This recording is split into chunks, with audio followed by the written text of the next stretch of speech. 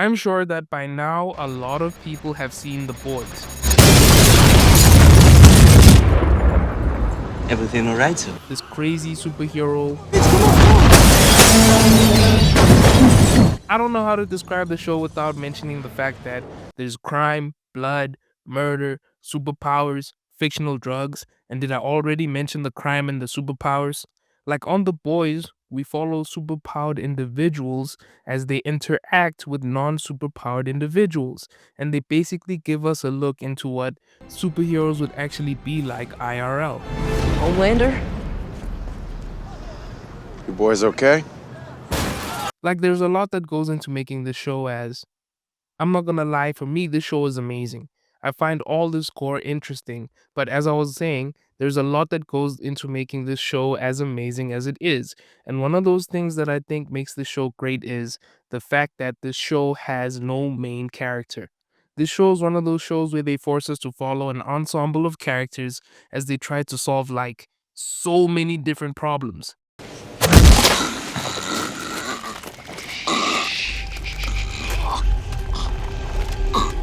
No lie, The Boys is written beautifully. Not having to follow one person all the time allows for more stories to be told and more perspectives to be explored simultaneously, which makes sense why the makers of the show opted to write the same way for the show's spin off.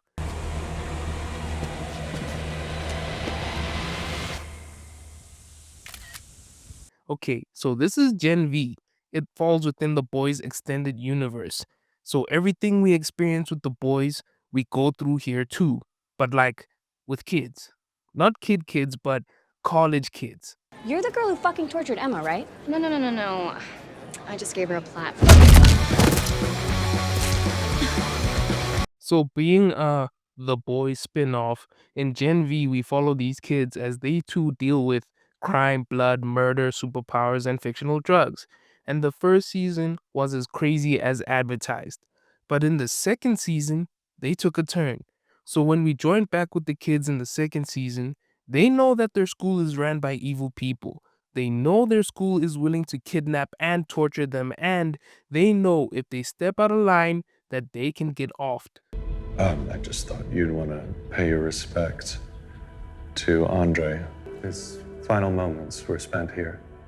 So obviously, this being a show about people with superpowers, some of them are going to try and be heroes and go against the system, which is what the characters we follow do. And remember, they're using the same formula as the boys. None of these people are the main character, and they're all kinda important. Until. So, as season 2 plays out, the kids uncover a mystery. They figure out that their school ran some special test called embassy? Nah, wait. It was a word that starts with an E. Equinox? Anyways, there was a special test, and the kids were trying to figure out what that test was. They were questioning people who you do not question. They were trespassing in restricted areas. They were risking their lives up and down the school and getting captured, and whatever could go wrong for them did go wrong. But they finally figured out what Project Esquire was. That's not its real name, by the way. They learned that Project Ecstasy was a super duper drug that was killing everyone that they used it on. Oh, yeah, by the way, everyone who has superpowers in the boys' extended universe has them because of the same blue drug. But now, the thing about Project Embolism is that it only had two survivors.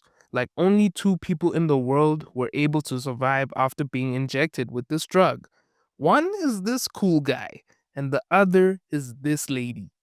I know you know that I was at your delivery. You figured out you're part of something called Odessa. Hey, the whole point of this school was to produce you. So, from the moment they figure out that this girl is different, the show starts pushing her as the main character.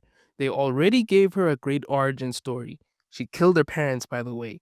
They go out of their way to make her likable, like the whole first season was about her being an underdog. They gave her unique powers and they made her black so no one would complain about diversity. And in this season, she did what no other soup could do.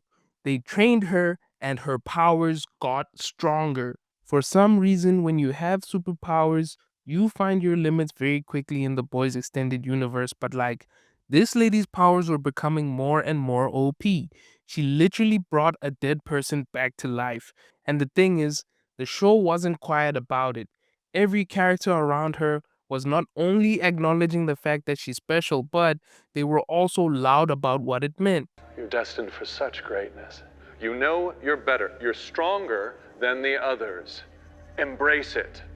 They were in her face 24/7 talking about how she's better than everyone, and they were starting to lean on her more. They positioned her perfectly to be the main character of the show, but too bad nobody told her that. Like from the moment she found out that she was Project Exhibit, she rejected that information. When she kept doing brand new cool things with her powers, she just chalked it up to normal, run of the mill, mundane, everyday activity. Like, what's up? Can't you resurrect dead little girls with your powers? Like, every time they even mentioned her OP status, she'd throw a hissy fit, and the very first second she even entertained the fact that maybe she is different, it all goes to her head and she immediately thinks that she can take on this season's villain, but of course, she gets her cheeks clapped. Like accepting you are the MC doesn't automatically guarantee you a win. We are using Game of Thrones rules here. Anybody can get it. And now a quick word from our sponsors. I don't have sponsors. Please like the video.